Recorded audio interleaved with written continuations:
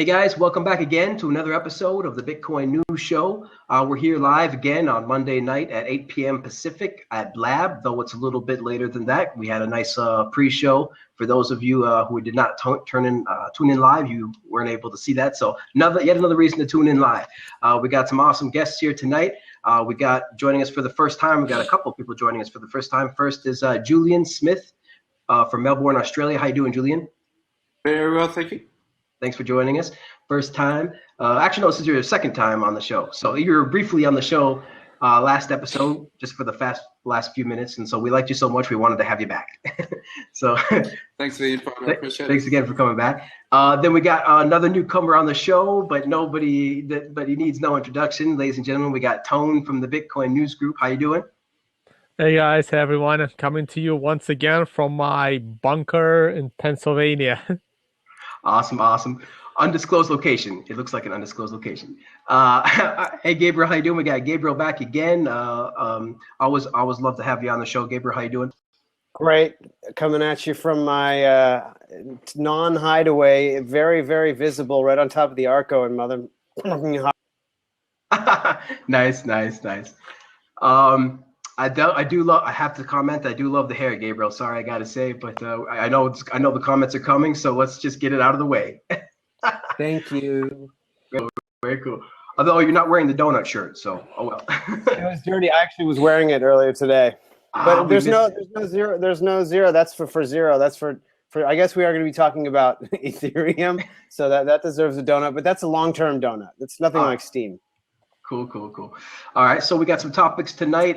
We got just a few topics because the topics are probably going to run a little long. We got what's on everybody's mind, of course, is the big, huge Bitfinex hack. Kind of wanted to go around with the guests and see what they think. And what the heck is that? I don't even know. Chocolate chips. Yummy. So I wanted to see what everybody thinks, because there was roughly 120,000 coins stolen. It's kind of a big, huge deal. I wanted to get everybody's comments on that. So first, I'd like to start. I'm gonna go around counterclockwise. So I'll start with Tone, then go to Gabriel, then Julian. So and then we'll flip it around so Julian doesn't have to go last every time. But Tone, first, please, can you let us know what the hell happened here at Bitfinex? Man, what's going on, man? I was actually going to ask you. I mean, have you read the latest articles? What is the latest official news? Right, like, I can speculate all I want. Well, what is has there been any official word on what happened and why? Yeah, there's been some crazy news. Maybe I'll let Gabriel. I think you're up on it, right, Gabriel? Pretty much, yeah. Tokens and all that craziness. So yeah, please go ahead. I mean, I heard some stuff, but I haven't been paying attention the last few days. So if anyone seen the latest articles of the official stuff, and then I'll comment from there. Oh yeah, there's an official haircut, and they're taking 36% or something like that, and they're replacing them with tokens that I'm assuming they're going to try to pay back the value of those over time. Is that right, Vortex? That's correct. Let me paste in one link for Tone so he can see. But basically, no, it's okay. No, I believe you. No, I think they're going to get sued. I was actually asking more of, do we know anything official on what happened? Okay. Oh, it was me. I mean, I'm not. It wasn't me. It wasn't. So basically, we don't know anything official other than we know that they did not have a cold storage setup.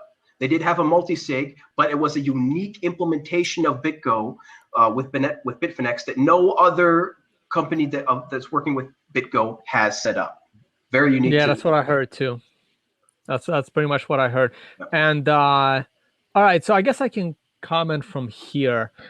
So from what I've read, American Banker had a decent article on it, and what they said was, they initially, this is what the article said. I don't know what the official story was, and it's actually very, very interesting. So the article said that Bitfinex originally did have cold storage, but then they ran into that fine from the regulators, I believe the CFTC, and that's because they were doing futures contracts or leverage trading. And this is really, really interesting. So the article hints that the CFTC, because they were trading them like futures, the CFTC mandated that they settle the transactions. Now, it looks like the CFTC recommended they have to settle at least once a week or once a month. I don't remember which one it was. I believe once a month, like actual futures contracts settle. So because of the settlement, because they got a fine from the CFTC and they had to abide, okay, so we need to have a settlement structure. So that's why they went away from cold storage and went to multi-sig in order to actually move the Bitcoin. And I think they decided to do it daily. So this is really, really interesting because I actually agree with the CFTC's decision that things need to settle, especially in the Bitcoin space. I mean, cold storage is nice, but every time I hear cold storage, I usually reply with the following. Mt. Gox had cold storage. Right. So cold storage but not multi-sig. They didn't have multi-sig though. They didn't have multi-sig, right?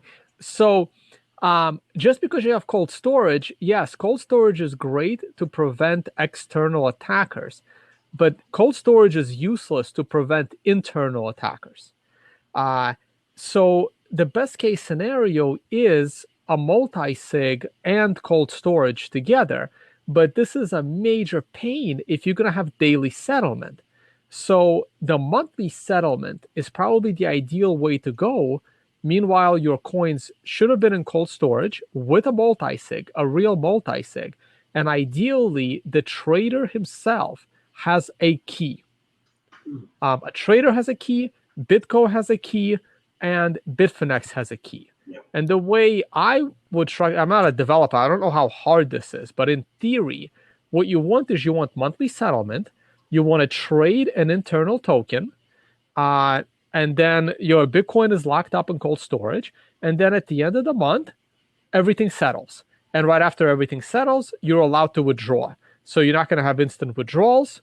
You have to wait till settlement, and then you can withdraw. As long as you don't make a single trade after the settlement date, withdraw your Bitcoin. Once you make a trade, you have to wait for settlement again. So the user has a private key. Bitfinex, the user approves the settlement, sends key. Bitfinex has a key, it's done. If the user is unavailable or the user is disputing something, then you get the third party, which could be Bitgo or anybody else, involved to move the coins for the purposes of settlement. That's how I would have, well, this is how I want to see an exchange, and to me that would be safe. So obviously they had some kind of a terrible multi-sig where Bitfinex controlled both keys, an external guy hacked it, Bitcoin is gone. Now this is really interesting. So because they did not, they claimed they had individual Bitcoins, right? They had segregated accounts. So because they had segregated accounts, this is really, really interesting because I mean, I don't know how, I've never filed a lawsuit, but I don't understand why somebody wouldn't file a lawsuit to get the list of people whose accounts were actually hacked. Because I don't know, if you did not get hacked, why are you subsidizing other people? Also, what about the people that had cash? I understand people that had Bitcoin positions, but what about people that were sitting in cash? Well, why are they subsidizing? Yeah, they said with cash, the USD is not affected, right? It was just Bitcoin. I believe the USD is unaffected. No, but like Gabe said, there's a 36% haircut across every single user, right? Yeah, so what if the user was 100% USD at the time, not even holding Bitcoins? How is it fair that user now has to subsidize everybody else? So it's a very interesting situation. There's going to be a legal battle. I'm almost sure of it. It's bad. It's really bad. And here's the worst part of it, right? Because it's Bitcoin, you can't prove a negative. And I keep saying this, and I keep telling it to many, many people in this space. You can't prove a negative. If someone wants to, again, start a lawsuit claiming that they believe that Bitfinex insiders took the money, Bitfinex will now be in a position where they're going to court to prove they did not steal the money. And that is a very bad position to be in. So, Tone, you've been talking about settlement. I believe the CFTC's term is delivery, of course, because they are the Commodity Futures Trading Commission. So they talk about actual physical delivery of commodities, where that really makes sense to me. I can see where they were coming from with, requiring it. Of course, Bitfinex could have avoided the $75,000 fine by buying a multi-million-dollar futures license, and then they wouldn't have had to deliver, the actual Bitcoins. But of course, delivering Bitcoins is extremely easy compared to delivering a pallet of gold.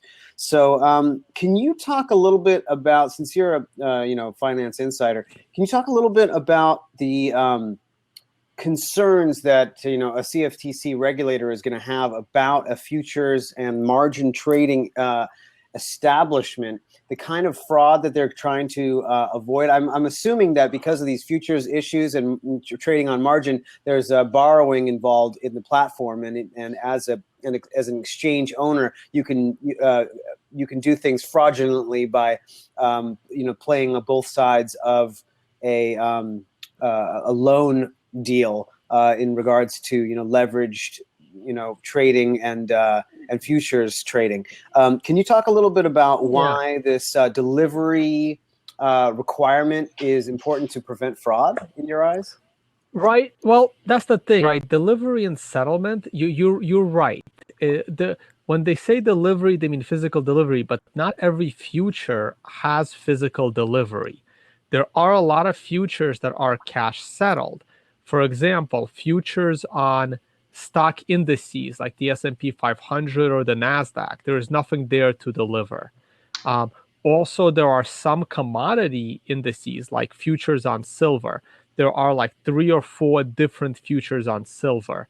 Only one of them, I believe, is physical delivery, the standard SI ticker.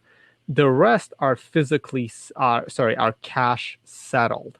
But there is still settlement. So when I say settlement, I kind of put them all together, settlement and physical delivery. I would say 90% of all future traders, they never take delivery. I mean, I trade oil, I trade gold, not at the moment, but I used to. I can't take a delivery of 1,000 barrels of oil per one contract of oil. That's just ridiculous. And I certainly can't deliver it either. But the exchange knows that I'm trading oil and I have absolutely no means of delivery, nor accepting delivery. So the broker will actually liquidate my contract with like 2 weeks left. They're not going to even take a chance of me, getting into a car accident and forgetting to sell the contract or buy the contract back. They're going to liquidate it for me in order to prevent delivery. And you also mentioned leverage and borrowing. Those are also two completely separate things. In the futures world of trading, there's really no borrowing. You're trading on margin, but the instrument itself is just purely leveraged. You don't need to borrow. What's happening in the Bitcoin world on Bitfinex is that they're allowing people to short Bitcoin. So some people are lending their Bitcoin in order to short it. Yeah, that's what I meant. In the world of futures contracts, that's not necessary, right? Because there is a buyer and a seller of every contract. So it's a complete zero-sum game. So what is the this is kind of what BitMax is doing. So what is the point of the CFTC coming in here and requiring delivery? Is it the idea that they could somehow do a fractional reserve and be insolvent? Well, there's 2 ways to answer it. One of them is one. There's 2 ways to answer it. One is if you give a lot of credit to the smart people at the CFTC, and one if you give a lot of credit to the not smart people at CFTC, right?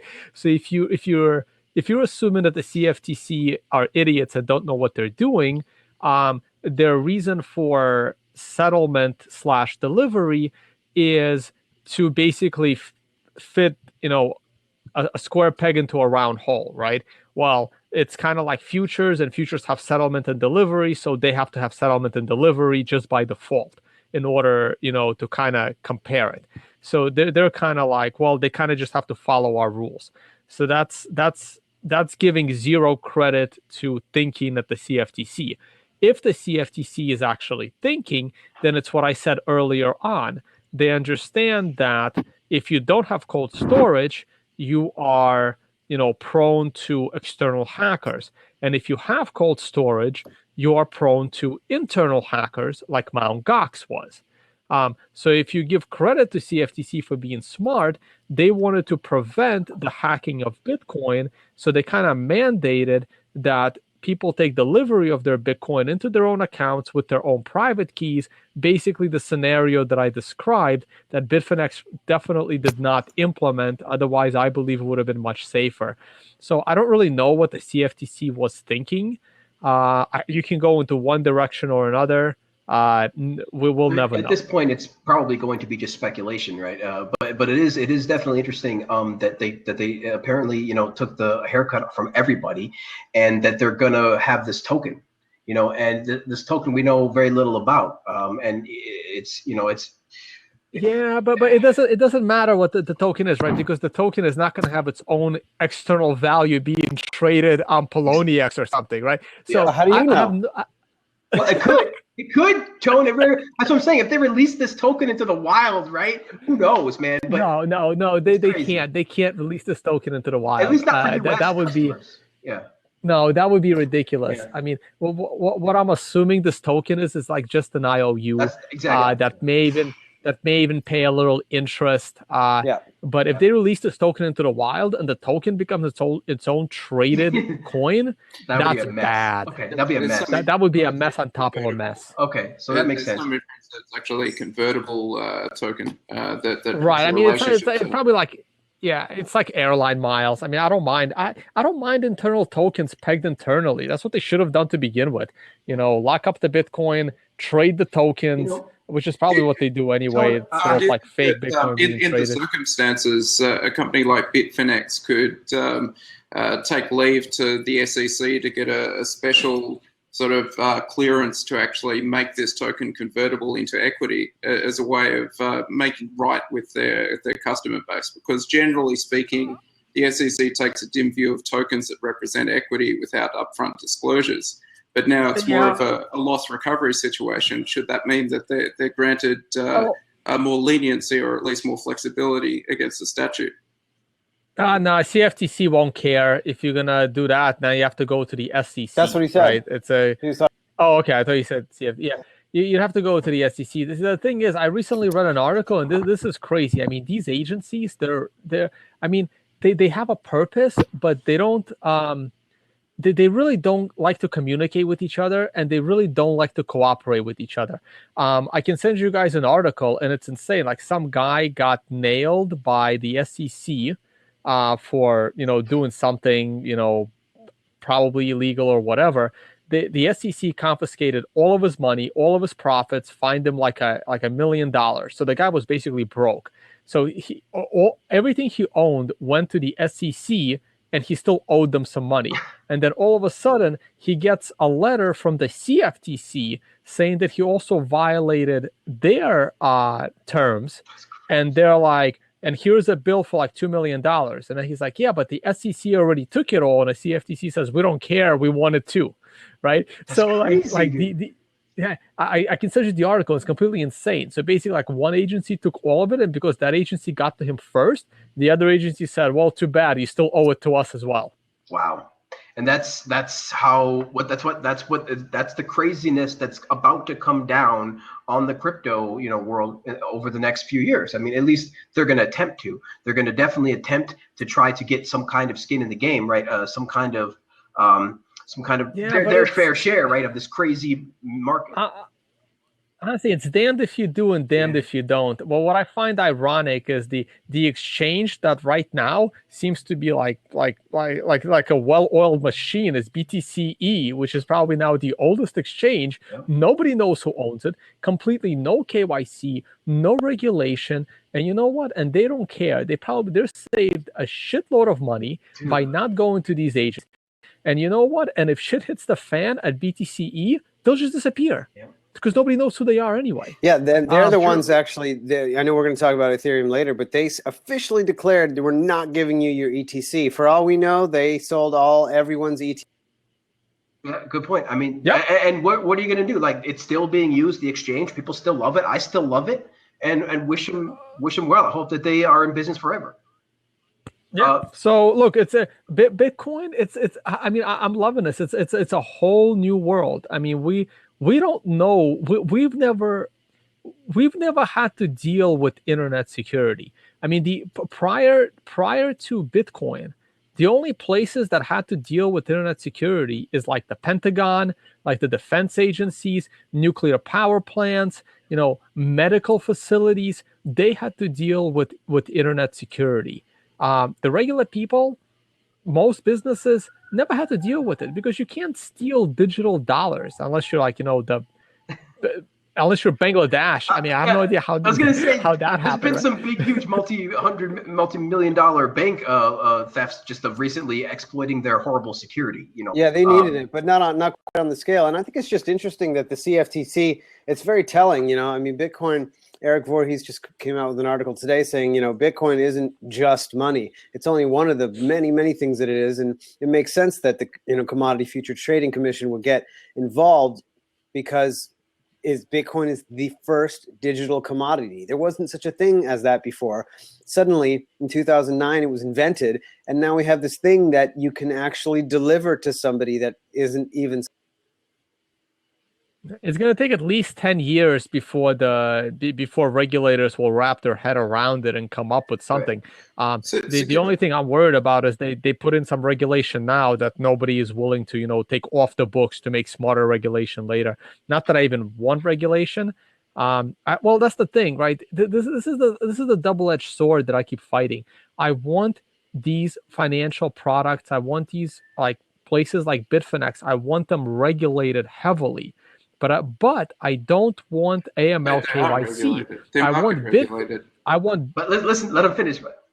Sorry. I want Bitfinex regulated heavily, but I want the users of Bitfinex to be anonymous. Yes, that's. And I don't think we will get that. That's the key. That's what we need.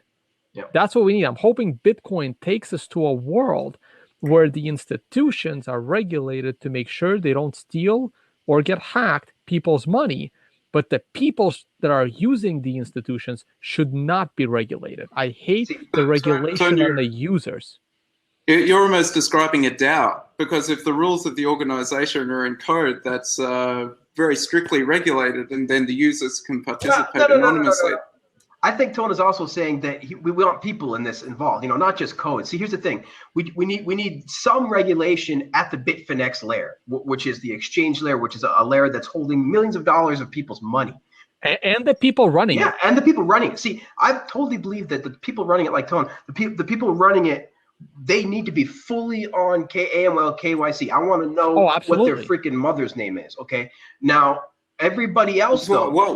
Why should one class of user of the system be granted the right to be anonymous? Because he's not a user. He's not a user.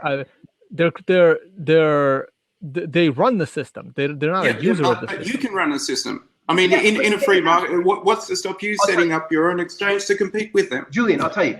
There has to be some kind of cutoff, okay? So once you hit the $100 million freaking dollar mark, or something crazy, however, what Bitfinex is at, I mean, the tens and millions of dollars, okay? Once you're now a custodial account for tens of millions of dollars, that is a cutoff rate where we should have, somewhere in that range. So anybody can go and start up a new exchange. Okay, well, guess what? No AML KYC, but very low liquidity, very low caps, right? Then you go to something like Bitfinex that is huge and have tens of millions. Well, that the owners should definitely be regulated, and at that point, then you're just describing a world where we have lots of exchanges with $9.99999 million and not $10 million.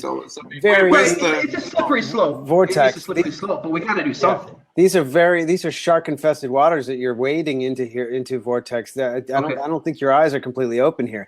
Whenever you bring in regulations, whenever you bring in regulators, you bring in regulatory capture. They go together hand in hand, and there's always going to be some. Like Julian said, you just go right under the cap.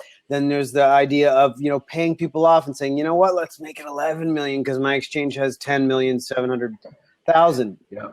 It's true. And It's then true. there's all the dangers of like these regulators and regulations being totally ineffectual and actually just being completely gamed by the incumbents in order to disadvantage those who are entering the system. So I mean, it's very challenging. I couldn't agree with Tone more. That in so much as internet security is hard, and the skill set is fresh.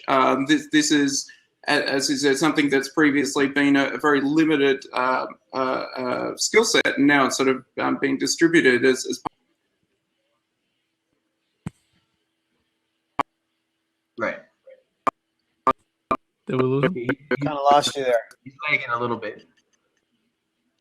Yeah, sorry, Julian. We're losing a little bit. Yeah, we lost Julian. interaction with. Hey Gabe, let me take it to slightly a different direction. Cool. Instead of like an overbearing regulator, we can have these regulators to at least provide guidelines, get together with some smart people on the security side of things, and provide a checklist of how the safest way to run an exchange, to store the bitcoins, and then have like a checklist. Which of these guidelines is the exchange following? And like we're not talking about crazy fines. That's not regulation. We're just talking, that's more of an industry commission that. Right, and that's fine. Like we have the internet, right? I mean, we have we have a review system. We have everything. I hate the fact that they come in and I hate the fact that regulators are to justify their existence. And look, and that's bad. There needs to be a better system, right? But I would love to have like some kind of a checklist, some kind of a guideline of how an exchange should be securing coins and not leave it just up to the exchange. Now, the exchange can say, we disagree, and this is why we do it even better than that, or we disagree, and this is why our exchange isn't going the extra mile, and then the users can decide whether they still want to participate in that exchange. And I also do think that because these people have complete access to your Bitcoins, this is where KYC and AML makes sense, because they're holding your money. We need to know where these people are, so they can't be like Paul Verne and run away to China with other people's Bitcoins and never to be found again. That's part of the maturation of any industry, and I think we're going to have guidelines like that. I am really looking forward to the time when we don't need them, when it's going to take a number of years, but I think that we're going to have situations where custodianship itself will be disintermediated. We're going to have this idea of trusted third parties are going to become so deprecated that all the systems, as Julian kind of has been intimating here, all the systems will be crypto to crypto. We're going to have open source decentralized systems. Then we won't need that, and we'll have it'll be open source. So all the programmers will be looking at it at the same time. Go ahead, Julian. The second part of that, before my internet was cut off, was yes, internet security is hard, and so Bitfinex has relied upon Bitgo to be the custodian of the third key in this arrangement. So what's their responsibility? Is it not their job to be looking at, oh my goodness, there's a lot of Bitcoin coming out of the exchange. It's all flowing in one direction. I'm signing a lot of transactions before you get to that $60 million mark. Well, look, I'm just gonna. We've talked about Bitfinex on the Bitcoin group several times, and I referred to and whenever the topic of Bitfinex came up, I would always refer to it as amateur hour, because I've never traded on Bitfinex. I never wanted to. I met like some of the top people at Bitfinex like a year or 2 years ago, and I'm like, oh my God, these people are running an exchange. Well, like I didn't think they knew what they were doing. I don't think most people. I mean, how many exchanges in the Bitcoin space do we have that are actually being run by people that ran exchanges in the real world? So, Tone, I don't think there's anyone there with competence. I mean, the Winklevoss twins have experience of running an exchange. Come on, give me a break. Brian Armstrong has experience of running an exchange.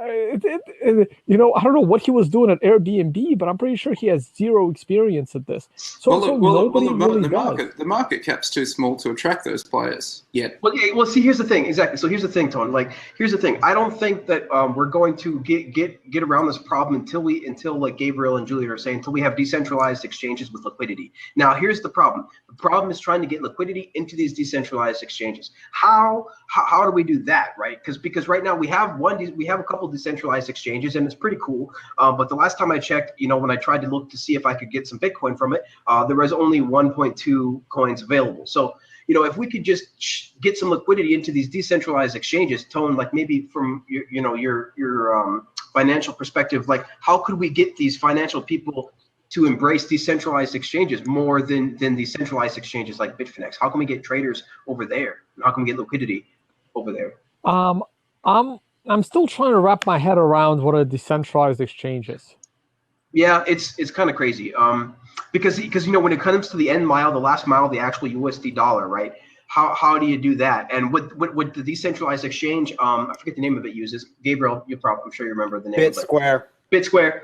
But what they use is a payout service. I forget the name of the payout service. It's like cash payout or payout cash, something like that. I think they have 2 or 3. Yeah, there's a couple. There's a few different. What happens is, Tone, is you lock the there's a escrow service basically built into the exchange, and so when you make the trade, that you get locked until you receive the USD payment, and then once you receive the USD payment, it unlocks, something like that.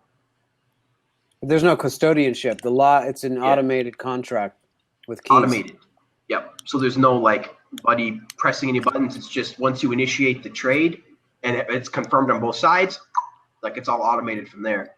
Yeah, they use a one-way payout service that you cannot. That's fine, but so you just so you hold on to your Bitcoin and you just log on and then you just send them in, right? And you get the payment out, right? So you send it to the escrow, yeah.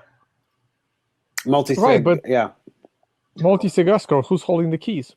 So you and the other person doing the trade. It's a 2 of 2, I think. Yeah. Well, no. You hold one key. The other person holds the other key, and then the third key is automated, right? Is that wrong, Julian? You're laughing. Oh, I was just thinking to myself, let's hope it's not Bitgo. Right.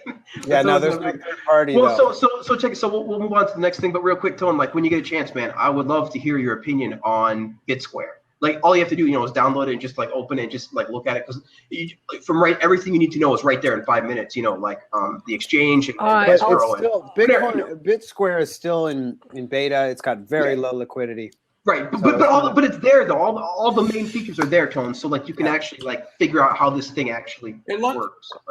This issue, like I think why people like me get called Bitcoin maximalists is I figure that I'm only alive for a finite period of time, and you've got to pick your battles. And cash or fiat money is so broken, so archaic.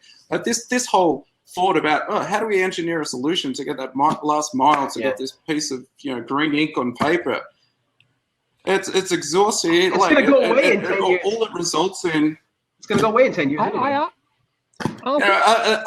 remember a time when I'd be spending time thinking about where can I get some blank CDs to burn, and then my MacBook Air doesn't have a CD slot in it. So I want to see that future. I don't want to be backwards compatible with fiat currency. Who cares? Give me my Bitcoins.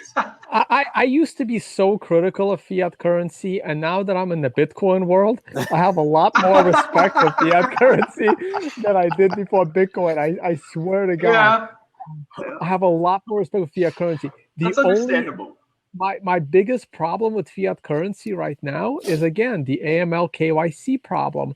Is the fact that it's hard for me to move my fiat currency. I don't really have a problem with fiat currency, but I'm also on the dollar, right? If I was in Argentina, I might have a slightly different view of fiat currency.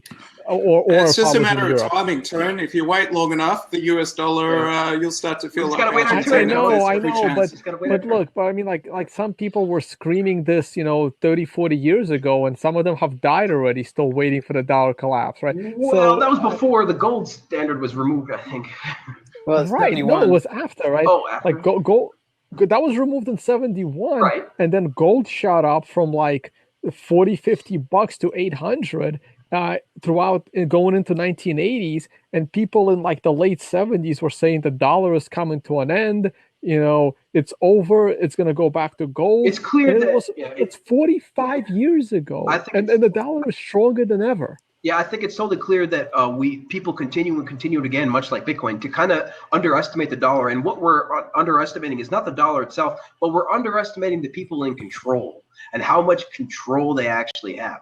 They can keep this thing propped up for many, many, many years. And though we're on this brink of this crazy global collapse where we have literally tens of trillions of dollars in derivatives and failing central banks like the Deutsche Bank that are going down, and all these crazy things that are going to initiate ripple effects across Europe, even though we have all of these things, they can still keep the freaking system going for years, possibly decades, just because that's literally what their job is to do, is to keep this crazy system that we designed going. So I think that Bitcoin and cryptocurrency, we're gonna be on the sidelines for a while. We're gonna still be there, ready to go. Right, we're gonna be a net, ready to catch all of the craziness when people's fiat currencies die one by one. But it's not gonna happen all at once, and the dollar is gonna be the freaking last to go. So. Like I said, it could be decades. And so, yeah, you're right, Tone. I mean, people continue to underestimate the dollar, and that's fine. But I tell you what, people have slowly have stopped, underestimating or overestimating, however you want to say. People have come to see the power of Bitcoin, and as it continues to grow like a network, because it is a network, I think people are going to really underestimate Bitcoin for years to come as well. Any thoughts on that? Yeah, US dollar classic. We need to fork the US currency. Yes, you need to fork it.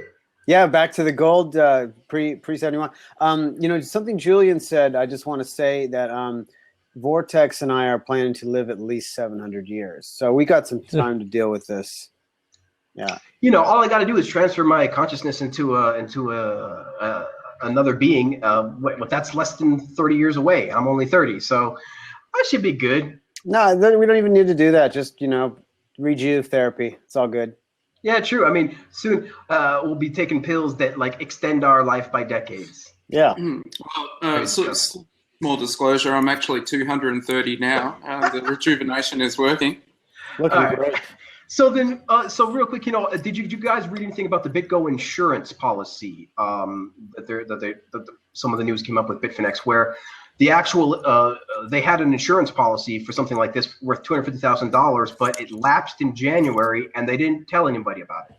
Oh, that's beautiful. Did you guys hear any of that nonsense? No, first time. Let me click on the link then real quick and read it verbatim, because it's kind of hilarious. So let me just. That's so funny. It's really, really hilarious. So let me just write it down. Okay, right here. Okay, it says Bitgo's insurance now outdated. So it says that Bitfinex's Bitcoin was supposedly insured by the company Bitgo during this time. However, their Bitcoin theft insurance, which would have protected users in a situation exactly like what happened with the recent hack, had the blog post which detailed the terms of the insurance taken offline and later put back online with an update of August 4th. So it's like they almost specifically manipulated the dates to save themselves from having to pay out the insurance, because it says that update on August 4th. This article is outdated. Bitgo discontinued this insurance policy as of January 2016. All customers impacted were notified at that time. So, I guess it's kind of a back and forth. They're saying that they notified them, and people are saying that they didn't notify them. So it doesn't matter if even if they notified them. Trust me, not a single gambler on Bitfinex would have removed their Bitcoins if Bitfinex actually notified them, and not just in an email that went straight to the trash. Like if they literally, if they called every single one of their users and said, we no longer have insurance, I guarantee you maybe 0.5% of their users would have said, I'm going to go somewhere else. Exactly. So one final thing I'd like to talk about the Bitfinex hack is kind of how quickly Bitcoin recovered, right? So Bitcoin went down to 462, in the mid 400s, but it almost immediately rebounded back to the 500s, and now of course it's back to 590, and it was back to 580 the next day. So basically, what I want to talk about is it seems like we're getting smaller and smaller cycles. People are beginning to understand Bitcoin more and more, because what happens is when we have this huge hacks of hundreds of thousands of Bitcoins, where before, when that happened, a couple of years ago, right, we were in a huge down bear market, and every time that happened, Bitcoin would just drop and drop. But now we're in a state where the world thinks that Bitcoin is still worth it. Even after $100,000 hack, it got bought up almost instantly and put us back in the 580s. So I'll go with Julian first. What do you think? What do you think about this? So I'm busy trying to build software. I'm not actively market trading. So some of the other colleagues in my space do have a lot more focus on markets and price, as they have an Australian-based Bitcoin exchange that operates out of the centre here. And in conversation around the coffee machine, there was apparently a $20 million parcel or contract of Bitcoin that also expired around the same point in time. I'm not familiar with the details, but I think that may have also contributed to at least volumes that were being traded. If that conversation actually relates back to something tangible.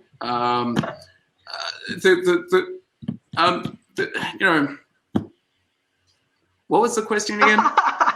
So the recovery of the price. Yeah, the recovery of the price.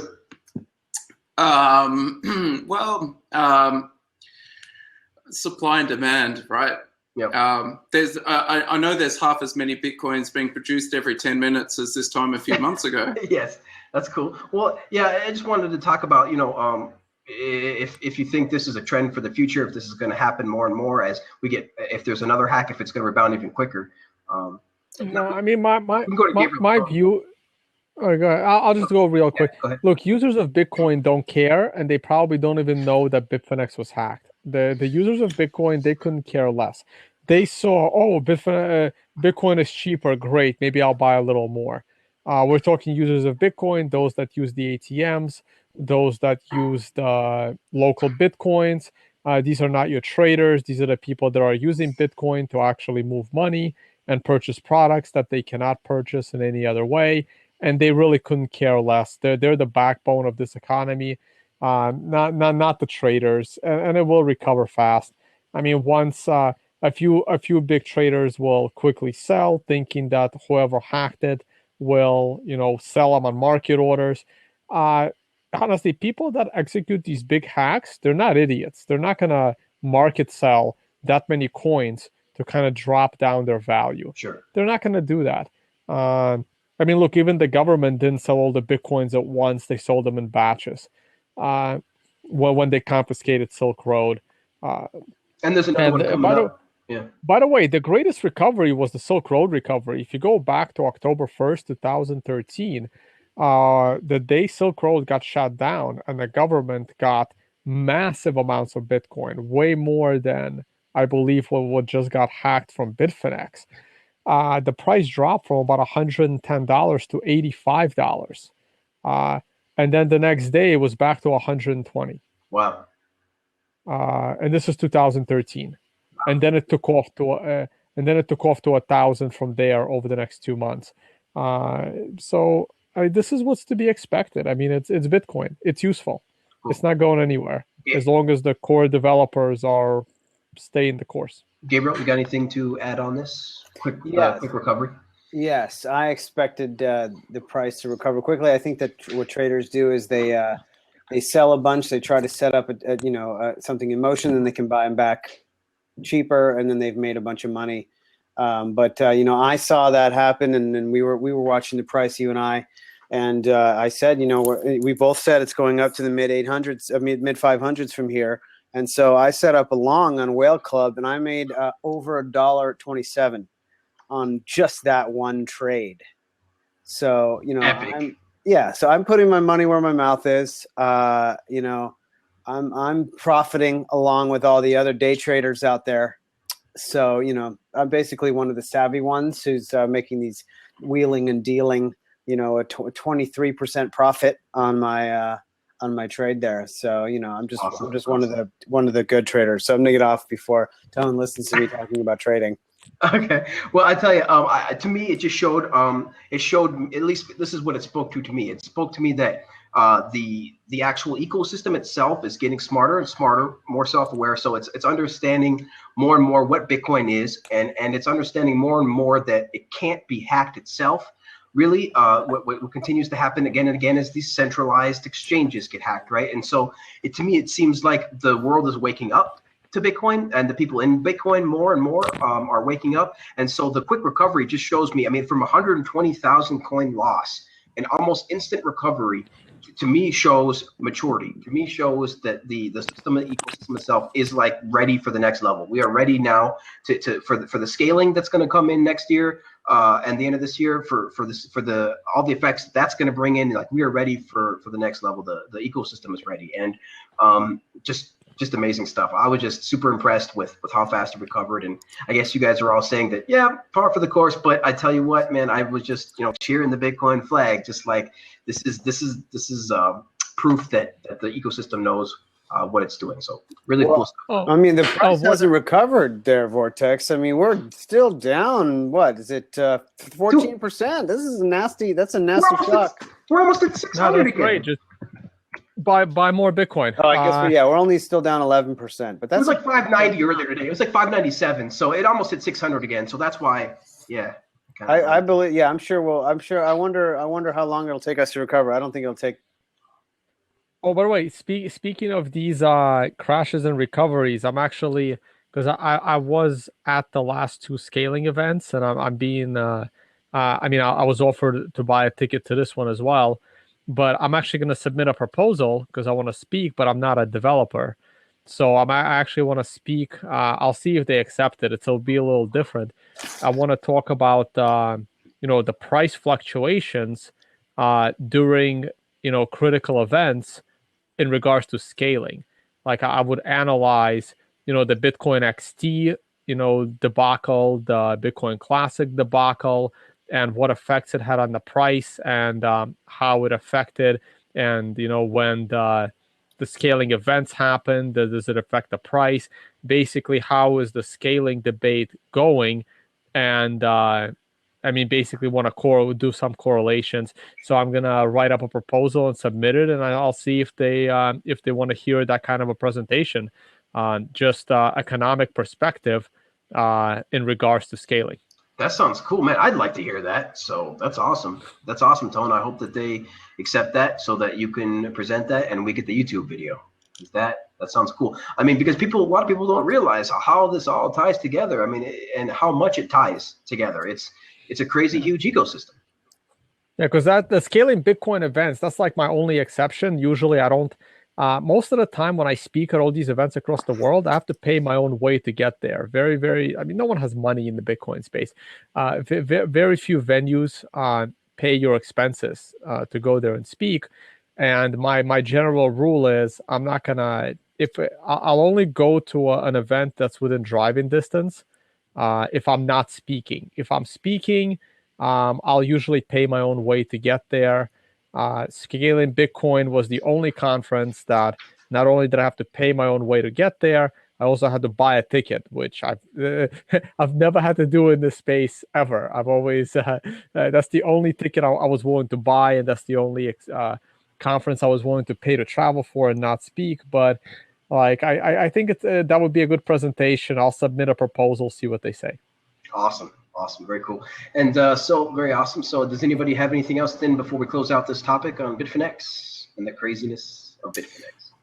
Yeah, just in closing, there was an interesting blog post on Hacking Distributed that spoke about a concept they had brought into the community earlier in the year about Bitcoin vault, a change to Bitcoin protocol to create a vault. So this notion of a second class of wallet or a sub wallet, where the signature that you have is just your own, and then from there you need to then put it into a standard wallet, in which case it can be out. So sort of like a a protocol level cold storage that would make the key management more robust. It's not a Bitcoin BIP per se, but they published an additional blog post on August 4 in light of Bitfinex and sort of rekindling this topic. So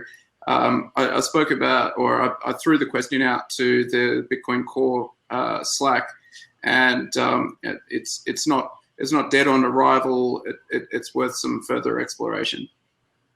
Very cool, very cool. Yeah, see, this stuff is, man, this stuff is fascinating. You know, like Tone said, we've only been securing Bitcoin for so long. You know, this is a brand new sphere, and over the next decade, there is going to be rapid, and I mean rapid iteration, rapid innovation on this very topic, because we now have to secure, like, you know, I think I remember Tone saying in another podcast on the Bitcoin group, you know, there's now only like two kinds of files. Like, there's Bitcoin and there's not Bitcoin. And like, we have to figure out how to freaking secure Bitcoin. And how we're going to do it is going to be nothing short of fascinating, you know, because this is. Yeah, no, I mean, I honestly, if my electronic device doesn't have Bitcoin on it, I couldn't care less. If my account doesn't have Bitcoin on it, I couldn't care less if my password is hacked. Even my bank account password, I have like no respect for my bank account password anymore. Yeah. Thanks to Bitcoin. You can just call up your bank. Shit, just who cares? Like, you know, identity theft. Oh well, I just call my freaking bank up, get it changed.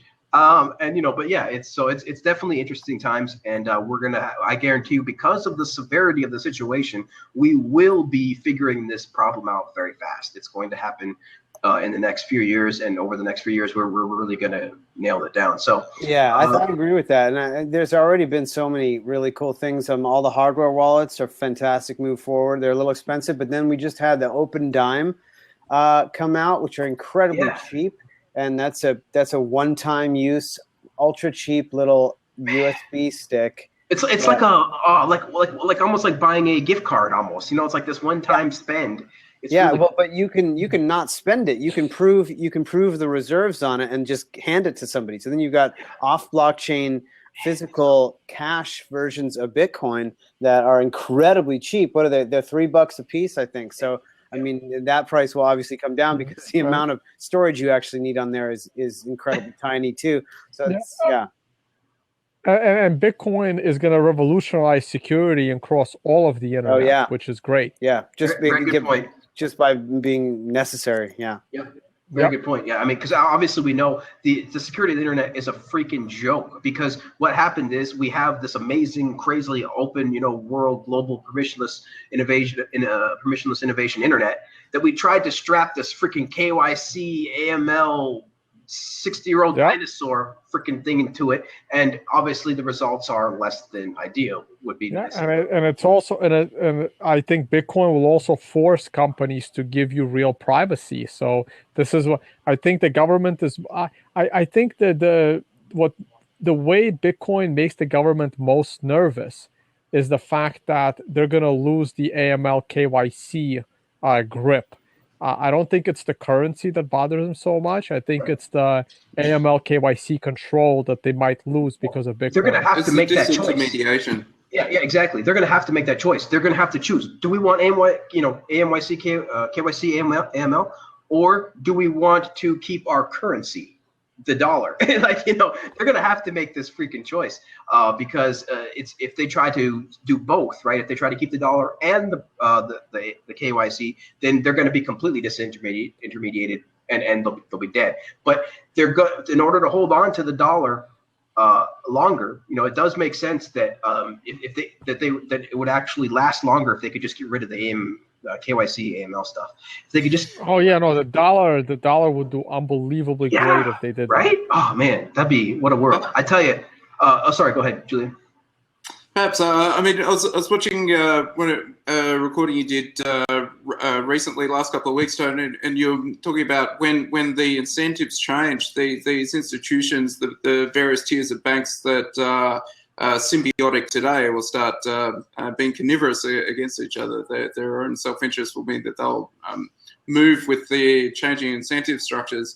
I don't necessarily see why, if you're a banking institution, that you have a perpetual obligation to tie to the nation currency. If something like Bitcoin starts to serve as an anchor of the language of value, then the kind of banking where you create script or you create your bank token as a redeemable for Bitcoin, and you still get like traditional banking services, but instead of having a fractional reserve fiat government system, you end up with a fractional reserve banking system, but from a free market base rather than a government regulatory base, is a potential unfolding over the next 10 years. Exactly. And I think that's what Andreas kind of postulated too in one of his talks. I believe he said, that's pretty much what banks can do. Like, this is an opportunity for banks. Bitcoin is a huge opportunity for banks to be able to actually serve their customers loyally, and give them more features, like more privacy. Perhaps I'm misquoting Andreas and applying it to you. So one of the two people in this space who I respect a great deal was either you or Andreas was talking to this topic. Yeah, I actually now I might think it might have been Tone too. I don't know. They're both amazing, so we'll just say it was one of them. But yeah, me and Andreas have been clashing lately on some topics, but we'll leave that. I'm gonna see him in. Yeah, we'll be speaking at the same conference soon enough in November. Maybe we'll debate it there. Yep. No, I'm sure you guys will have a beer and bury the hatchet. So let's see. Very cool. So yeah, freaking I think we got this story done. So very cool. Thanks guys for that. If you guys are watching live, we really appreciate it. Or if you're not watching live, we really appreciate it if everybody could tweet out, Facebook out the show. Let everybody know that we're here talking Bitcoin. Let people know that we're here every other Monday, and give them the link to either the show or to my Twitter account, because I tweet out when the show is live. So we do that every other Monday, and we'll move on to the next topic, which is going to be, let's see. I'm trying to think if I should do let's do this one first. So let's do the Coinbase to enable Ethereum Classic withdrawals. We're gonna do that one first. So basically, for everybody who doesn't know, maybe has been living under a rock, basically Ethereum recently had a fork, and they forked because of the DAO incident. They wanted to retrieve the money that the hacker had stolen, and so they forked into a new chain. Now we have two chains. We have Ethereum and we have Ethereum Classic. And there was a huge debacle about exchanges supporting Ethereum Classic and whether they were going to or not. And so I'll go with Tone first. Did you get a chance to see this article that Coinbase is now going to officially announce, or they officially announced that they're now going to enable withdrawals of Ethereum Classic, but not officially supported as a token of exchange? Yeah, I mean, it makes sense. I mean, Coinbase is just a disaster. I mean, I've been, I've been against that company from day one, and I've argued with people that swear by Coinbase. Anytime I saw someone whip out a phone with a Coinbase wallet on it, and we're talking 2 years ago. We're not even talking recently. And I'm like, oh God, please, I don't want to send you coins to a Coinbase wallet. Please don't send me coins from your Coinbase wallet. Go get a real wallet. I've been anti-Coinbase from day one. I didn't like them from day one. And I can't wait till that company goes away. They don't represent Bitcoin. They represent the opposite of Bitcoin. And the way Brian Armstrong has been going at it with forming his own team and bigger blocks. And I mean, the control of your Bitcoin and the AML KYC issue is just obvious, but he's been going out of the way, and he's been just consistently wrong on everything. I'm not surprised they're not going to trade Ethereum Classic, even though that's the Ethereum. I mean, Ethereum in general, I think, is nonsense, but the Ethereum Classic makes more sense than the forked Ethereum chain. Yeah, it's crazy. Real quick, I liked Coinbase in the beginning because they were needed. They provided a service. Really was really easy to get coin, and that's fine. But they have become, and Tone, I'm sure you predicted this, but I wasn't really, I I didn't know about the market enough to really predict this, but I didn't really realize that they were going to go full on, just, full on KYC, AML, 100%, like even more than Wall Street. I didn't know that this was going to be their path. I thought that, I was just going to be able to do like I normally do, just put in a first name, buy some Bitcoin. But that's not exactly what happened. Obviously, Coinbase turned basically into PayPal 2.0. I mean, this is what I think it is. This is absolutely PayPal 2.0. This is no better than PayPal. In fact, it's maybe a little bit worse in a couple of ways, because again, it's trying to portray itself as something that it's not. It's trying to say they're Bitcoin and they're the Bitcoin ecosystem. And like Tone just pointed out, they are the antithesis of Bitcoin. But I'll leave it to Gabriel. I mean, they got a lot of money, which is why they're still functional. But obviously, since they're trading Ethereum now, they have absolutely no idea how to make money. And that makes sense. It's very difficult to make money in Bitcoin. Almost nobody can do it. Yep. Gabriel, your thoughts? Yeah, this is a really interesting use case. I got to agree in general with you guys. I think the only thing Coinbase had going for them was good user experience, as far as, the easy on-ramp to buy Bitcoin. That was, Hey, Gabriel, give me 100 million. I'll build you the best UI you've ever seen, right? Exactly. That's, if that's all you got going for you, there's an issue there. And there's a philosophical problem too, as is borne out by Armstrong's tone-deaf tweets. So, this is a really amazingly advantageous use case for Bitcoin, to see this hard fork happen in real time, to see all the miners rejecting the supposed leadership of the Ethereum Foundation, which has absolutely led its users and the entire ecosystem down the primrose path with this hard fork that had, which I'm hearing now, I heard 20 and 30% voting numbers. Now I'm hearing 5 and under percent.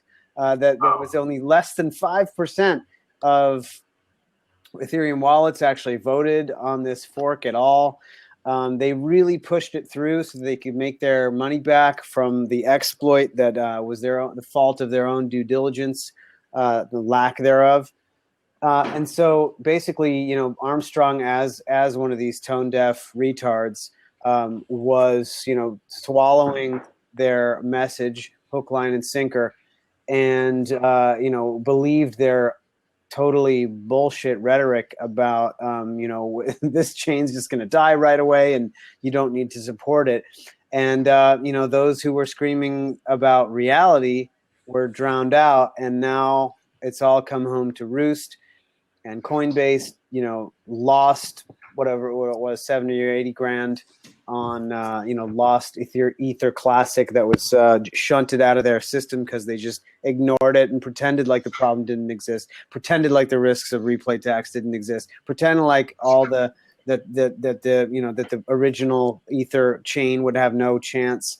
And, they're paying for those blinders with cold hard cash. They've got 100 million. So they've lost their 0.01% of the VC money on this big mistake. And also the mistake, even more important than that 70 grand or whatever it was, is the loss of face. I mean, Coinbase's reputation is already getting bashed, getting hurt by cypherpunks. But even regular people are now, hey, asshole, I had a grand on your exchange, and now I only have, $612 worth of Ether and 0 of Ether Classic because of that. So they're giving their customers, they're having to back up the cart. They're having to, rhetoric. They're having to back up their words and credit the users like they should. And it's crazy that Brian Armstrong had to literally create a Medium post to make fun of himself in order to save face, because he was so blatantly wrong, so the complete opposite. And here's the thing: it's not that he was so wrong; it's that he was so wrong, and everybody and it was so obvious that he was wrong. I mean, the thing that he was wrong on, everybody else knew that he was wrong on, and he wouldn't come and admit it. So he had to, like you said, pay for it with cold hard cash, and that's what they're going to do. And I feel that this mistake is just the first, or not the first, but just another in the long line of mistakes that Coinbase is making. And I just like Tone says, I don't think they're making any money, so they had to go to Ethereum. And so I hope that these guys aren't in the Bitcoin community in the coming years. I hope that they definitely. No, I agree with you. And Brian had a whole year to watch a video, an interview that I made a year ago, describing how less than 20% of hardcore believers will split your chain into 2 even chains. I made this video a year ago during the Bitcoin XT debate where I explained everything to the T of what happened with Ethereum. Very true. And so true, man. I mean, this is obvious. Every single Bitcoin Core developer knows this. That's why they don't even want to do a 2 megabyte hard fork, not to mention return people's money. I mean, this goes to show that like when people believe in Vitalik, this is what you get. Because look, he may be a good developer, but I don't think he understands how his system works. And here's the thing, I realized that like, obviously we couldn't 100% know, but it wasn't just you, Tone. Like it was a ton of smart people in the space like you and others who warned against this, that they are going to fork. Like there are hardcore people out there with money that will freaking fork it, that will run the other side of the chain just because, And the thing that bothers me the most is that particular case, it was just, to me, it was so blatantly obvious that you should not fork, like blatantly obvious. Like I didn't even have to like the first time I heard, I'm like, what do you mean you're gonna fork to give people money back? It's crazy, dude. It's crazy. I was like, I thought it was a joke. I'm like, is this April Fool's? It's so egregious that it makes me think they did it on purpose, as that this whole thing has been that Vitalik and the core developers working together to troll the less intelligent crypto users. I'm sorry, Ethereum fans out there, and to trick software developers to jump on board and do this whole thing and then do really crazy shit with it, like go to proof of stake, hard fork at the earliest opportunity, and just to show how all these risks happen in Bitcoin. I'm glad they did. Well played, Vitalik, because it's even got me on board. I'm now working on a classic Ether wallet with Elaine and another developer. We've forked off the web wallet for Ether into a classic version that's replay safe. Good play, Vitalik. Yeah, it's got 10% of my time off of what I should be working on to start looking at Ethereum for the first time in my last 2 years. So, Gabriel, if that's the play, I hats off and respect to just the double blind. That was. All right, go ahead, Tone. And it was funny. Like the week before they implemented the fork, I was in Ukraine. It was a conference, but it happened to coincide with the halving. And Vlad Zafir, I can never pronounce his last name. So he's there. We're actually sitting next to each other like a dinner. And obviously he's like he's helping them implement the hard fork, and I'm just saying how insane it is. So I remember telling him like the week before, I'm like, I'm really gonna enjoy watching this Bitcoin testnet to see how a hard fork behaves. It's true. It's great. I'm like, it's great to watch. Like I'm super glad they did it, because I'll tell you what, we have so much to learn. I mean, there's so much to learn here. There's so much information. There's actually, of course, a lot of vindication that can be, What the core developer said, what I said, what a few other people said during Bitcoin Classic, during Bitcoin XT, it was all proven true with Ethereum. So it's great. So now I'm glad Ethereum existed. I've been very hard on Ethereum. I'm now happy that Ethereum has existed, because it has proven to us what happens when you have a small percentage of the community. Like one guy said, "Nah, I'm gonna keep the old chain," and boom, there you go. Done. That's all it takes, dude. Is one dude, one miner to keep a chain alive. One miner, and people don't realize this. It's like, go ahead, Gabriel.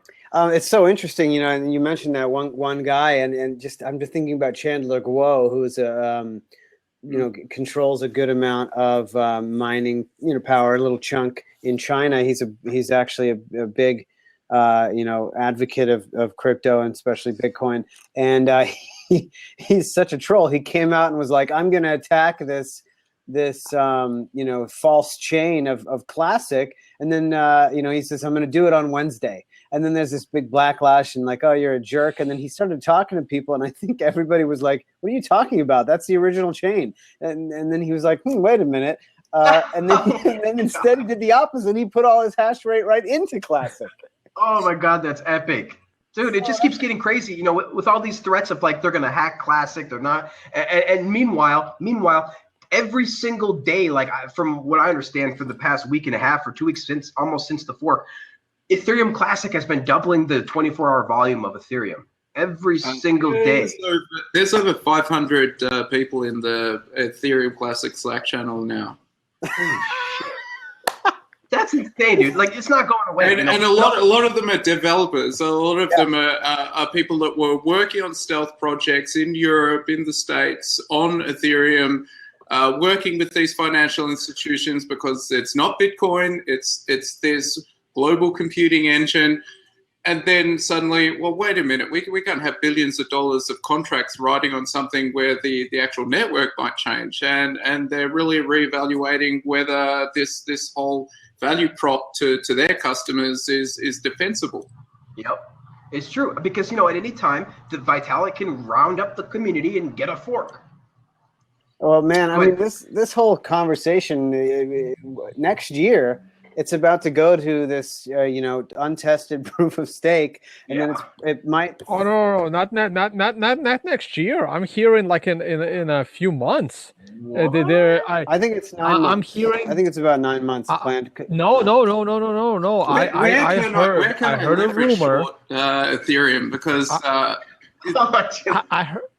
I heard a rumor that they're gonna go to it ASAP because they need something before a year from now. There may be no Ethereum; it will only be Classic. Well, so both. I think they're gonna stake their cards on going to proof of stake as early as possible. They have this just to keep their people. Well, in Ethereum. There's this, and watch it split again into two. Yeah, there'll be three. Someone says it here first. There'll be Bitcoin News or whatever. Yeah, I forgot what they call it. It's like the rocket or something like that. It's where they have a built-in huge exponential difficulty increase that will force all the miners out. Yeah, and so that they can make the transition to some sort of managed bomb. What's it called? Difficulty bomb. Difficulty bomb. So they're going to force all the miners out and force them into this Casper variant or whatever it is, the proof of stake that is, as far as I can tell, ultra gameable.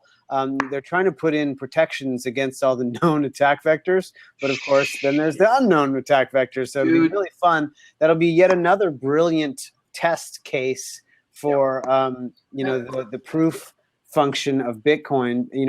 We're going to need to hard fork Bitcoin because once quantum computers start coming up online, once we've got upwards of 128 qubit quantum computers, this is only a few years away, people. 5, 6, 7, maybe years away. We're going to have to hard fork Bitcoin at some point. Now, that's probably going to be very uncontroversial to hard fork the proof of work algorithm. If it's it's for the SHA, isn't it? It's not for the elliptic curves are quantum proof, right? That's why we've got this two technology, the signatures on the transactions. Exactly. So the wallet side is okay. It's more.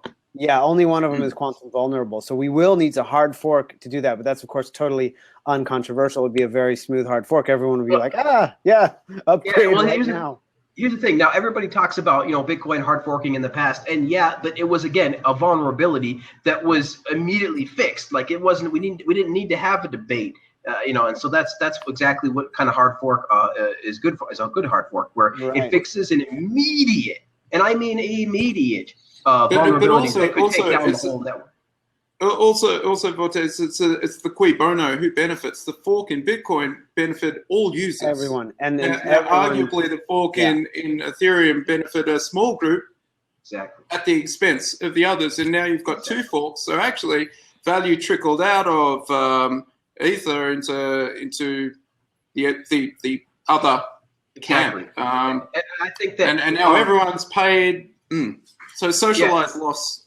Absolutely. And I think that when Bitcoin actually gets there, when we get there, I think that Bitcoin will be ready and mature enough to be able to make this work. And again, I think it's going to happen where it's going to happen so quickly where we're going to see some use case scenarios of early things happening with Bitcoin that's a little weird with quantum computing. Like there's going to be a signal that we'll all be able to jump on. But go ahead, John. Yeah, no, I was going to make one last point because everyone keeps talking about how the volume of Ethereum Classic is so much higher. Volume never really that's not an indicator for me. I mean, first of all, I would say 70% of that volume is just ETC being traded for ETH, just going back and forth, right? Sure. And then people are getting this ETC, they don't know what to do with it. I mean, I wouldn't really. It's still interesting though, right? I mean, it's still weird. It's interesting, but it's not indicative of anything. It's the price. It's going to be the price, and it's the hashing power. It's not even the price; it's the hashing power. Just watch the hashing power. The moment the hashing power evens out, that's going to be interesting. That's the indicator.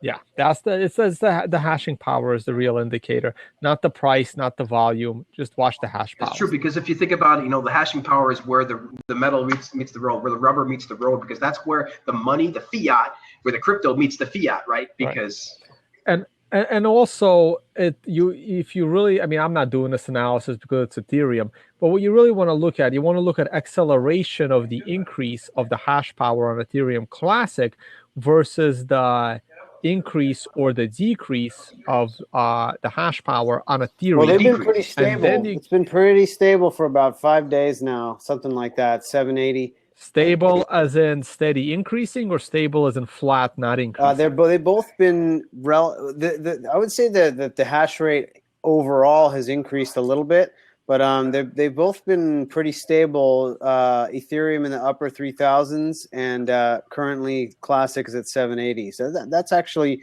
kind of about 20%. It seems to have stabilized there, but it also, I mean, shot up to 20% really fast, and this could just be a stopping point where it could continue on to 34. Right. It definitely. Watch the hash power. If Ethereum Classic starts to accelerate in hash power, then that is something. Somebody has made a decision somewhere. if you see that hashing power go up, somebody made a decision somewhere, and that is definitely an indicator. So very, very interesting stuff. So yeah, it's crazy to see all this fighting and stuff between Ethereum and Bitcoin and stuff. But to me, it's really great, and I apparently everybody else on the panel too. It's just a learning procedure. We're all here learning. This whole cryptocurrency world is brand new.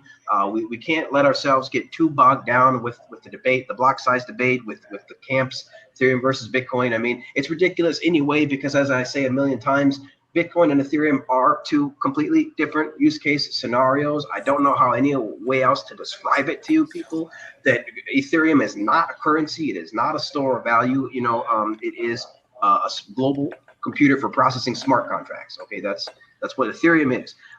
Yes, the token is speculatively held, right? But it's still it's not what it's designed for. So we're gonna get there. Where as a culture, as a species, as a society, we're going to get there where we have this amazing globally traded crypto. It might be Bitcoin, it may be not, but it's gonna come, and because there's a need, there's a value, and the old system is crumbling all around us. So very cool stuff. So before we go, do you guys have time for one more topic?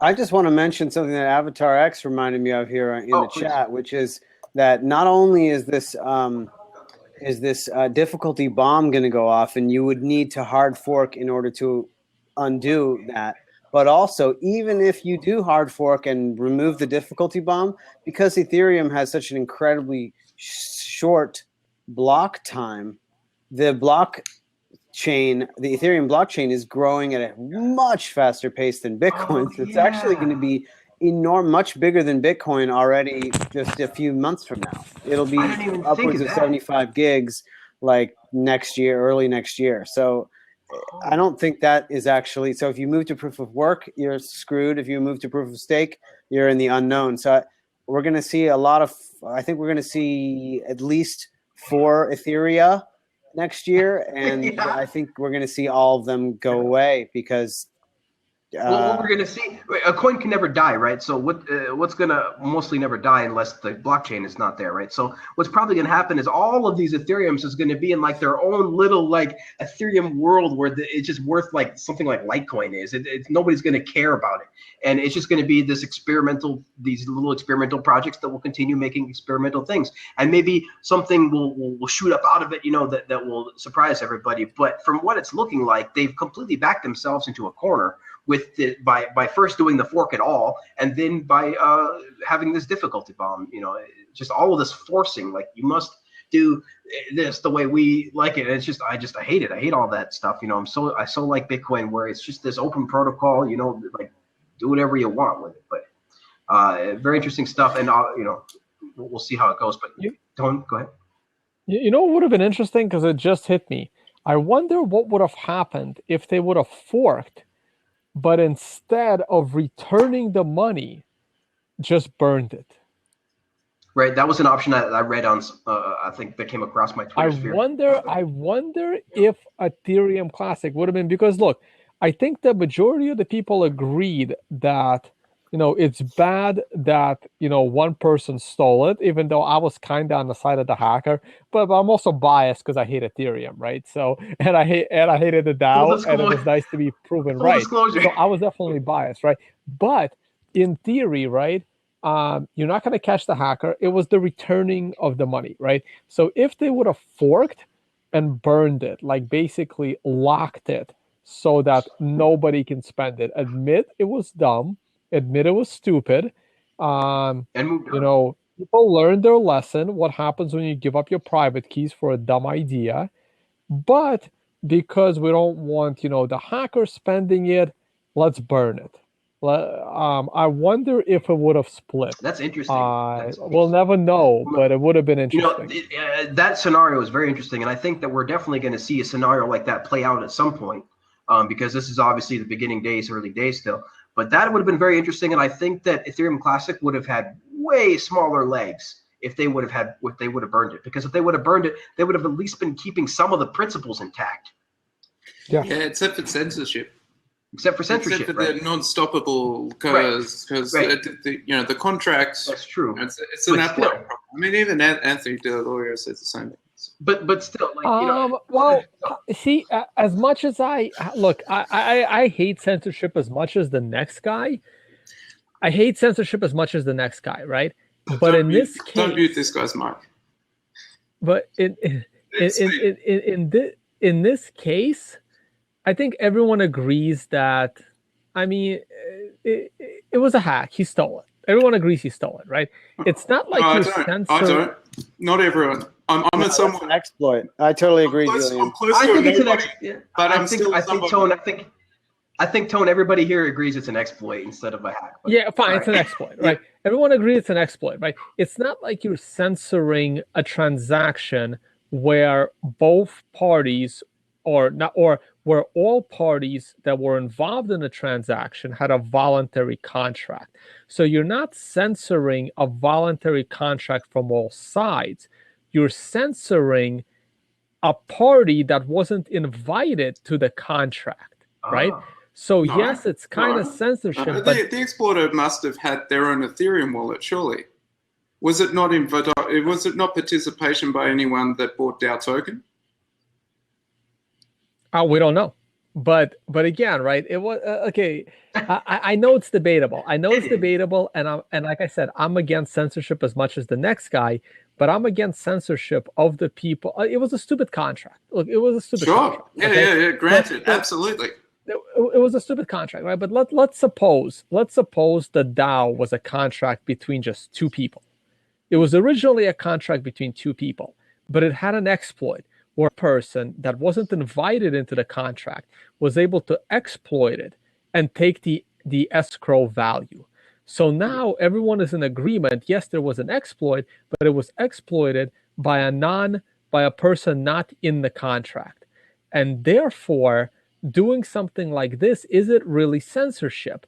Again, if you want to claim that you have an irreversible system, then you teach the people a lesson, but you also, stop that third party from taking that money, so you just burn it or you just lock it up and you stop it. And maybe that would be a lesson for people not to try and exploit other people's contracts. Now, if you are part of the contract, if there's like two people and it was a bad structured contract and you exploited your own contract, then maybe that should stay. But again, everything's a slippery slope. I'm just playing devil's advocate, as hard as it is and like I said, I don't like Ethereum as much as anyone, but it's just an interesting idea. I agree with your scenario. Like, if that in the scenario you described, that would be a hack or a theft. But in what occurred, I mean, the person who exploited the DAO contract was a participant pari passu with all other participants. He had DAO token. In order to do the DAO split, he was like his peers. He wasn't sort of an exigent circumstance exploiting. I know, but obviously the DAO was not even close to having to be used for this. What happened? If you want to make the argument about caveat emptor, about regulation, etc., that's fine. But if you're going to be out there and saying we have an unstoppable computation layer for smart contracts, which can be the oracles, which can have monetary value stacked on top to be the very binary outcome of agreements between parties enshrined in code, and everything on this scrolly bootstrap website is simply for assisting the participant have a general idea. But if you really want to understand what the terms are, look at the code, look at the Solidity contract. Yeah, that's a pretty crazy idea, but $160 million worth of Ether value thought it was a great idea. So what? We should stop everyone from backing those coffee machine ice making wheelie umbrella stands on Kickstarter because nobody. I mean, it's too early to go to market. I mean, this is the thing about individual responsibility and choice versus some sort of padded environment where kids and parks and nothing could go wrong. I mean, what sort of world do we want to live in here? These are adults, or at least people that are close enough to being adult behind their keyboard, participating in something that they want to do with their pocket money. And either way, I think it should be an open market for stupidity. If I'm not as an individual able to make decisions, even bad decisions, then what choice is freedom at all? No, you're right. I will definitely. We can do another hour debating the word adult, but we can end it there. That's fine. As Thomas from Mad Bitcoins, as Thomas from the Bitcoin News Show, Mad Bitcoins, as he says, Bitcoin is the currency for adults. But that's right. Go ahead, Gabriel. It's and he's from the Bitcoin group. This is the Bitcoin News Show, if I'm not mistaken. Okay, so he's trying to figure it out.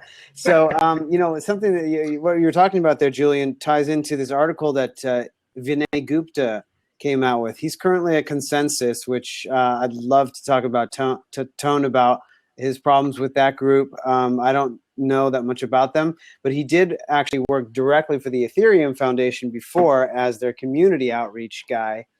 Really interesting thinker. Some people think he's a socialist. I don't think that's true personally, but in any case, he wrote this article, kind of a mea culpa a little bit, where it was like, the DAO raised $1 million, $2 million, and then it was like 5 and 10, and that's when they should have really acted and said, well, you guys should, put some pressure on Slockit to close it down, or just at least, do what Tone did, which is, what are you guys doing? You're throwing your money away. You don't know what you're doing. You don't know. This is totally untested. It's barely been vetted. So Gupta wrote this really interesting article talking about, what you're touching upon there, Julian, which is the difference in information and knowledge and ability between experts in the finance world and the programming world and punters, customers, traders, people who are just out there that are supposedly adults that don't know what the heck they're talking about and are getting taken in by experts in these fields. And that is a biological situation where you've got people with better information and and young men primarily, who have a very high risk tolerance compared to all other sort of demographics among humans. And these young men are often taken in by these scams because they have such a high risk tolerance, high desire to take risk and have adrenaline. Just biologically, that was an advantageous thing for human beings, 50,000 years ago or 500,000 years ago, and now it's really terrible for them in the age of finance. So he made this interesting point of sort of the tyranny of biology and how do we protect against that without curtailing people's freedoms, without setting up but I feel like he definitely emphasized the dangers of sort of regulatory paradigms and organized structures that can limit the damage of this inherent unfairness in human nature. And he did also touch upon some interesting alternate things like what Tone was talking about earlier, which is consortiums of companies, industry syndicates, things like these groups of people that come together to come up with standards, industry standards to protect consumers. And I think there's tons of room in this space because it's so freaking new to protect people. But it's definitely absolutely buyer beware, and fool and his money are soon parted out there. You got to be really, really, really careful with your due diligence. And just people don't have the ability to judge human beings. They'll watch an interview and they'll not get the vibe that maybe an experienced media professional might get, where they can see somebody or somebody from the self-help industry or something like that, an expert who can read people really, really well. Oh, this guy's a scammer. You know what I mean? Oh, this guy doesn't actually know what he's talking about. Or a programmer who's like, you can look at the code and see, oh my God, this is absolute trash. So these are really, really or a white paper. What's that?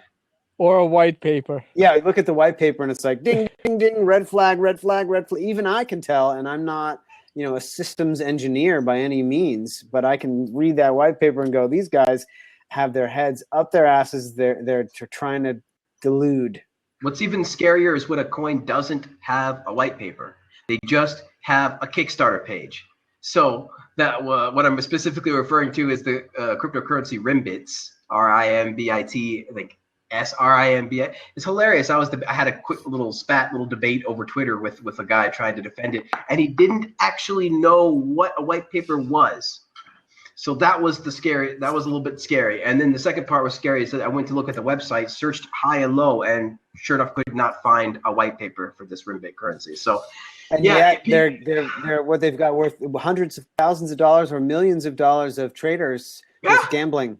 It blows my brain how there's no white paper, but there's this homepage with advertisements all over it. Yet I think it had like $50,000 of liquidity in the last 24 hours or more, maybe 150,000. It was just crazy. So people out there, we're trying to help you. We're trying to educate you. Please at least look for a white paper. At least let there be a white paper for the currency. And if there's not, then that's a red flag right there. And then if there is, look over the white paper. If the damn white paper is more than 10 pages, that's a red flag. Okay, if it's more than 10 pages, that's a freaking red flag. Now, if it's freaking more than 30 pages, well, then what the hell is the problem here? There's a problem. They're not conveying data correctly. So definitely check that out. People definitely keep that in the back of your mind. So point of technicality, the block rate white paper is 13 pages, but I don't think you should count the cover page or the index at the end. And then. Yes, yes, exactly. I mean, 10 pages of content. Did you guys have like pictures of like containers as well? That's probably gonna take up a page or two. Yeah, well, a nice big one, because I was taught as a younger man that a picture tells 1,000, paints 1,000 words, and I figure if I've got to constrain it, I'll just swap out some, just use ships. Those big ships. That's what our blockchain's about. As long as 70% of your white paper isn't economic theory, it's a start. I reference out to the hard stuff. It's strictly strictly below the fold of academia. Academia wouldn't have me even if I wanted to be exceptionally good at making mathematical proofs of why we're working on something interesting. Yep. Very cool. Very cool. All right, guys. Well, any final closing thoughts at all? Maybe any stories of the week that we missed you guys want to talk about or anything like that? I thought you had one more topic. It's it's Yeah, almost 1 a.m. for me, but I'll quickly comment. I was going to say it is getting a little late. That's why I was going to close it. But I mean, if you guys want to do one more quick topic, it would be quick just because. Yeah. Okay. So it's going to be quick just because we don't have a whole lot of information on it. But the final topic was Mega Upload 2.0, you know, talking about Kim.com, how he's going to release Mega Upload 2.0 in January, and that every file transfer will be linked to a tiny Bitcoin microtransaction. So with something to do with the new system that he's calling Bitcash that he is producing. So I'll start with you then, Tone, real quick, if you want to comment. I don't know if you read anything about this Bitcash. I haven't. I just tweeted at Kim.com saying, just please don't make a scam coin. If he's doing it on Bitcoin, that's great. I'm all for it. If he wants to do an internal coin, you know, payable in Bitcoin, that's great also, as long as that coin isn't openly traded on the market. Right. Yeah, I mean, it looks like he wants to anchor it to the Bitcoin blockchain. I mean, I would really love for him to wait till side chains are out. I'm not sure if I want freaking something with the power of Mega Upload spamming the Bitcoin blockchain. Well, that's the whole point. He's talking about doing things off chain. That he said he's specifically been addressing scaling. He's saying that his system will help Bitcoin scale somehow. I really don't know how that will be. I don't know how it's going to happen. He's saying that Bitcash is the solution for the Bitcoin scaling debate. I have a feeling that it won't be his own token, but he's just going to have off-chain stuff in his own database for Mega Upload, and that way, and all of his stuff will only occasionally settle to the blockchain. I have a feeling that it's not. I really can't see him releasing something on the level of. I'll be honest with you guys. I don't think it's going to be easy for him to get back in the game. I remember when Mega Uploads was the thing, and all my video streaming that I was doing was getting it from Mega Uploads all in one place. And then when he went down, it was just like Napster. It's like memories of Napster. It became a complete free-for-all, and it became a complete mess, and it's still a mess. People are lazy. People are really, really lazy.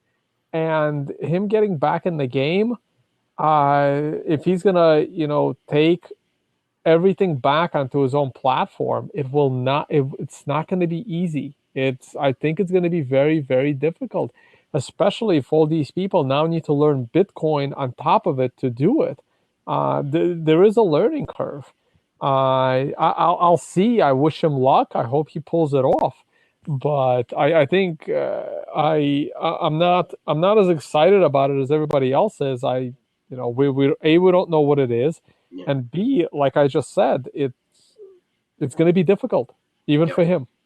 Yeah, for sure. And I definitely agree with that. And, it's obviously... It's like Napster coming back, right? It's like Napster being down for 2 years and then coming back after people already split between Kazaa and LimeWire and BearShare. And again, he has to catch up on the technology because he didn't get to iterate all the way through. I wish him luck, but it's not going to be easy. At least you've also got storage. You've got potentially a bunch of other distributed storage tech platforms that are entering that or providing a similar utility. Yeah, potentially. Last year he was talking about something called MegaNet that didn't happen. It was an encrypted layer, and I was like, dude, someone probably told him, dude, MadeSafe's already doing that, and they're already in beta. So, I have a feeling he's basically trying to recreate MadeSafe, even with this project too. It's a pretty similar thing. But I will say this: that he's a megaphone. Speaking of mega words, and he is a marketing expert. He's extremely effective with his messaging, And I just love how he's focusing on in his rhetoric, which might be meaningless when it comes to his actual product, but decentralization, Bitcoin, encryption. He's emphasizing these things to the public and making people aware that they're important, and that is great. That is really cool. I have to agree. I just love him. I just love Kim.com talking about Bitcoin. Like that makes something about that makes me happy. I don't understand why, but like I know that this guy is super smart. This guy is a major part of the internet, and it was a pretty good part of the internet in the early days. I mean, the guy named himself .com, and now he's talking. Now this guy who named himself after something of the internet is now going on to Bitcoin. Okay, well that makes me feel good. It's almost like when Tim Berners-Lee opened up his first one name wallet address. I was like, okay, this is amazing. We got Tim Berners-Lee on Bitcoin. So, it's obviously it's not on that level, right? But it is definitely interesting to see these huge players from the web, from the early days of the web, start coming into Bitcoin now, and it's only going to get more crazy. There's only going to get more people in there. So there is, of course, counterparty that itself uses Bitcoin transaction as a way to do a token. As we build that as part of our stack. Looking forward, pardon me.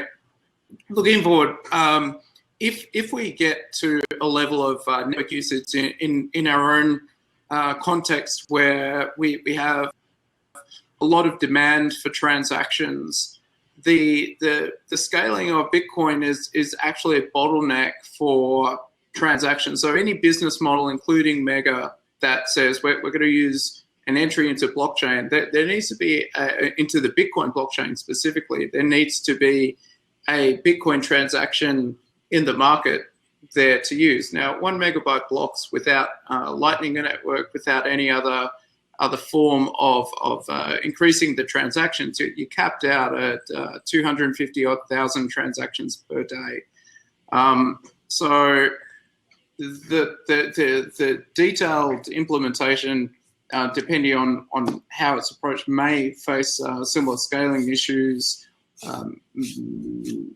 If it's an internal database that hashes every so often to the blockchain, that's fine. But if it literally means one file transaction or one hash of a file is put into a Bitcoin transaction, then that's I don't think they're going to do that. Challenges today.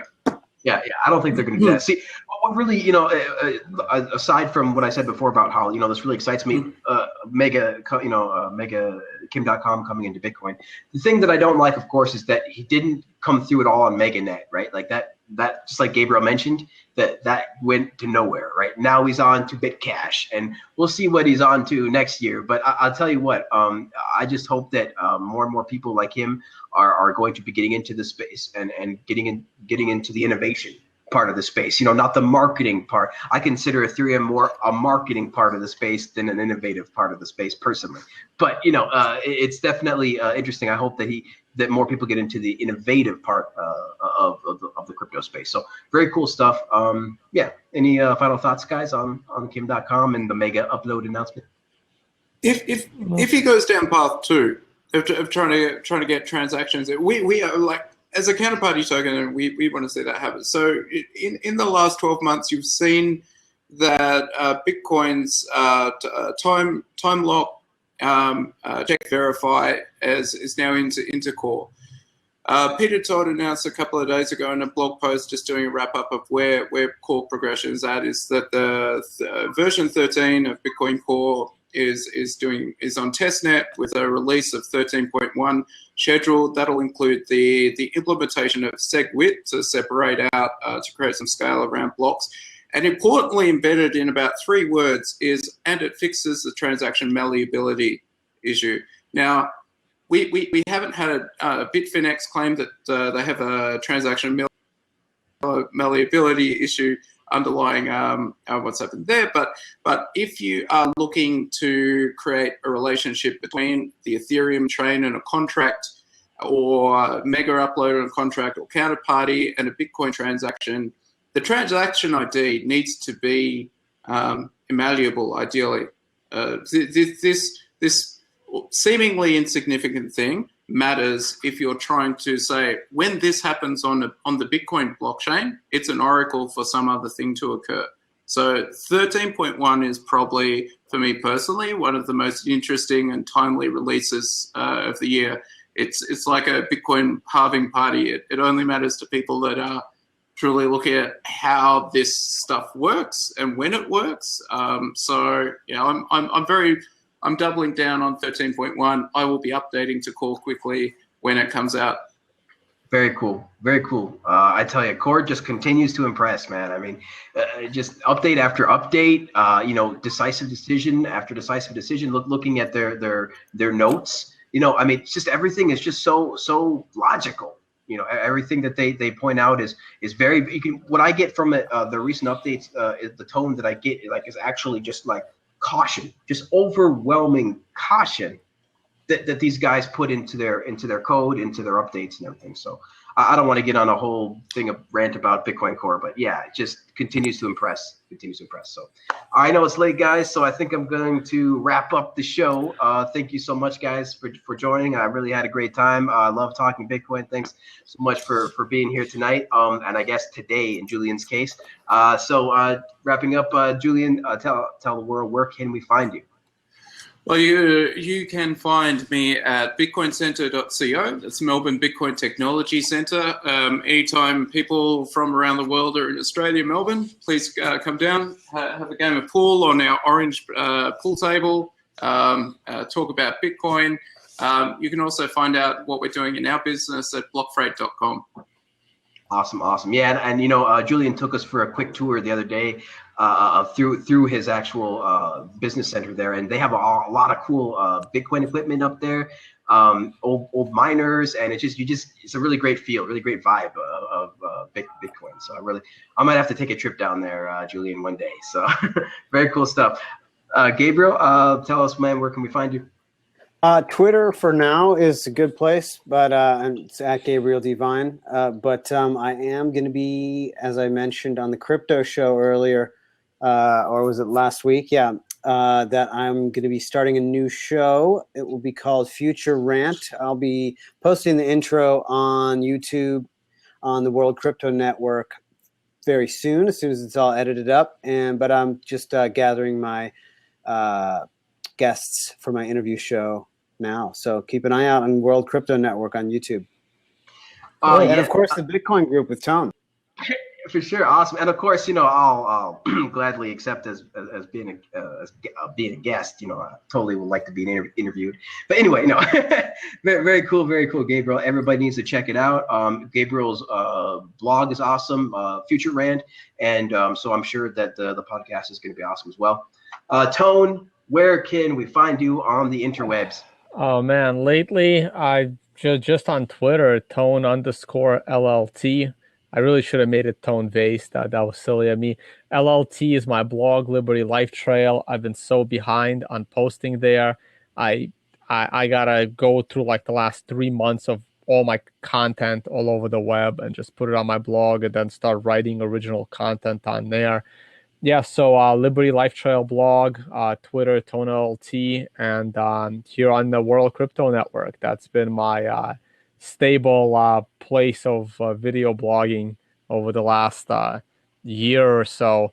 I've been meaning to start my own, but time. Just travel too much.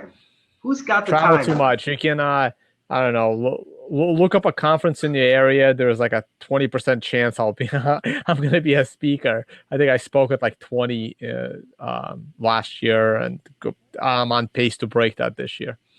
Man, I hope you get some more videos of your talks as well, where you speak. I know. I'm not. The thing is, I kind of like it when they get recorded, and I also kind of don't. It makes it a little more exclusive for people that come out. And also, if my presentations are constantly being published on the web, I have to, make new presentations way more often. I can't spend an entire year doing the same presentation at different places if it's always hitting the web, because then everyone would see it. So yeah, that's true. That's why Andreas looks a new topic every time. Yeah. So it's I usually don't broadcast my presentations, even if I know a video exists of my live presentations. I'm like, nah, I'll do it again. People should come out to these events. There's ways to get discounted tickets and stuff. Talk to speakers if you know speakers. Maybe sometimes they have passes. But people are lazy. People are lazy, man. We need the video. We need the video. We got jobs. We got kids. What about throw them up at Watch My Bit? It's one of the they have a few of mine. They have a few of mine up there. For incentive tone, just put it on Steemit. You know? Oh yeah, great. Just put it on Steemit. That'll be some financial incentive for you. All right, guys. Thanks so much for being with us. Thanks for being here live. And if you're not live, thanks for watching the show. We love your comments. We upload to the World Crypto Network YouTube channel, so we love your comments there. And you can always, again, watch us live here at blab.im every other Monday at 8 p.m. Pacific. Or you can follow my account at theonevortex on Twitter. I always let people know when the show is out, and I talk a whole hell of a lot about Bitcoin. So if you're interested in that, give me a follow.